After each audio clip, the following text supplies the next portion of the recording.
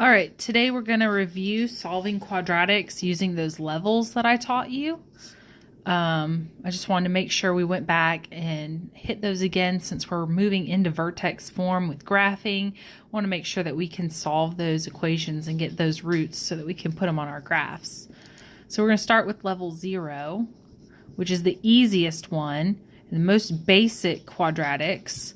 One of those examples would be x squared equals 9. All we have to do to solve this is to take the square root of both sides. And we're left with an x equals plus or minus 3. Remember that it has to be plus or minus. We can't just put plus because negative 3 times negative 3 is also positive 9. And we also have two answers when we graph our quadratics, so we want to make sure that we include that negative answer as well. Let's do another one just to make sure we got it. X squared equals 81. Super easy. All we do is take the square root of both sides. Remember, that is not divide by 2. Take the square root and divide by 2 are different things. And that gives us x equals plus or minus 9. Now, one mistake I've seen you guys make is you accidentally, because you see this is a perfect square, go ahead and take the square root again. We can't do that because this is just a single x. It's not x squared. So we cannot take the square root again. That is the answer just by itself. What about x squared equals 49? Again, take the square root of both sides, and you get x equals plus or minus 7. Don't forget that plinus, or the plus or minus sign, whatever you want to call it. Let's take a look at level 1 questions.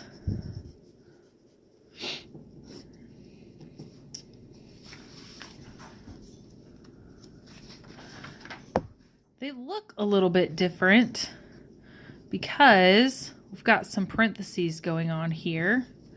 However, if you notice, this whole quantity is still squared. So I can still take the square root of both sides.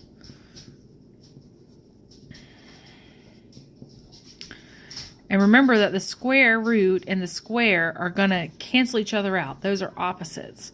So I'm left with x plus 1 equals plus or minus 4.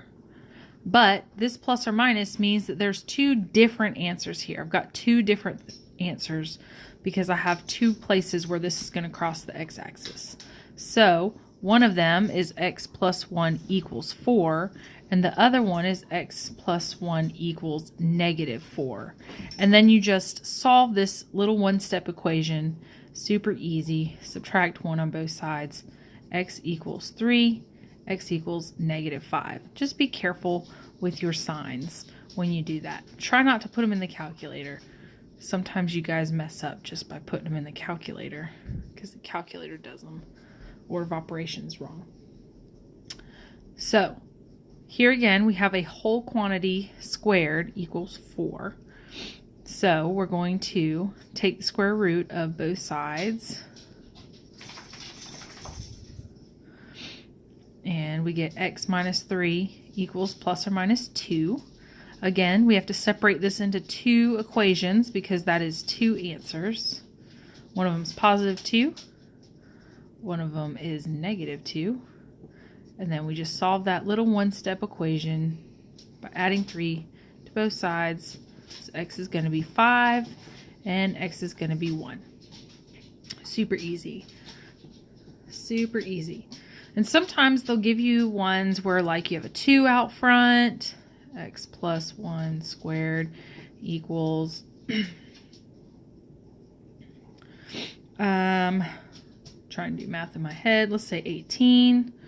So if you have a 2 out front, then you would just need to divide by 2 first because you want this squared piece to be all by itself. So this would be x plus 1 squared equals 9, and then you take the square root of both sides just like you did on that last example.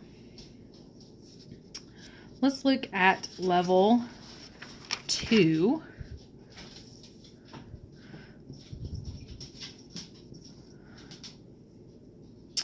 Level 2, we have examples like x squared plus 4x plus 4 equals 36. Now this doesn't look anything like what we've been doing. I don't have a whole quantity squared. I've got this x squared, but I don't want to move this x to this side because then I have x's in two places, and that's just going to make things a mess. So instead, I need to think about what this looks like. How could this factor, now that we know how to factor, since we watched those videos. But let's put this back into the box. Let's look at what happens.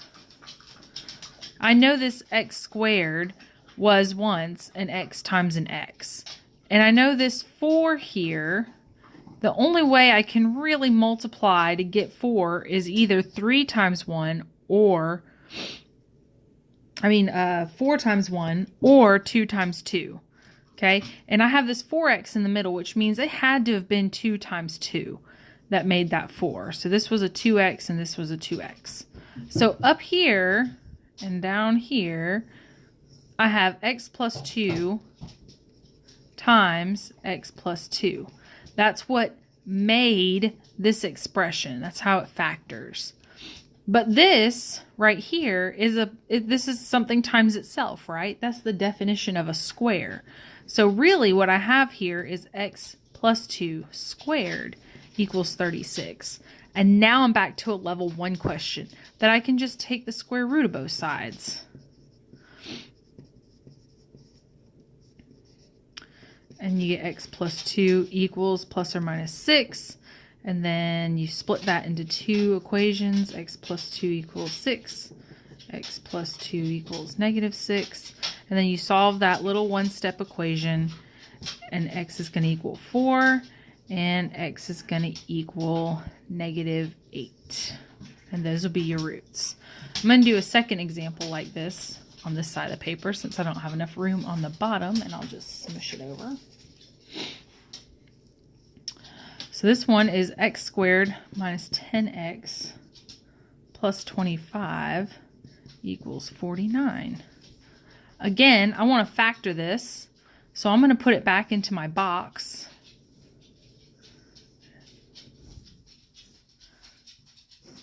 I know that this x squared was once x times x, and I know this positive 25 goes here.